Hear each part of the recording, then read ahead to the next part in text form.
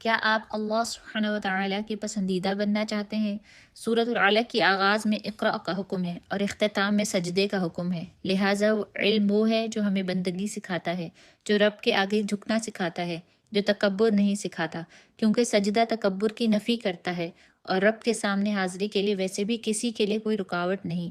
آج ہمیں کوئی ابو جہل یہ کہنے والا نہیں کہ تم سجدہ نہ کرو، اس لیے اللہ سبحانہ تعالیٰ کے اس حکم کو بجا لینا ہے۔ وَاسْجُدْ وَاقْتَرِب، اور سجدہ کیجیے اور رب کے قریب ہو جائیے۔ سجدہ انسان کو رب کا قرب عطا کرتا ہے۔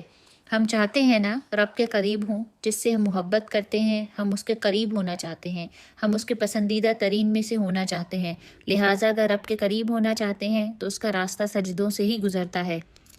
ہم سجدوں کی کثرت سے اللہ کے پسندیدہ بن سکتے ہیں، اس لیے ہمیں علم حاصل کرتے ہوئے اپنا محاسبہ لیتے رہنا ہے کہ کیا ہمارے سجدوں میں اضافہ ہوا ہے یا نہیں۔ یہ سبق معین قرآن سے ماخوذ ہے۔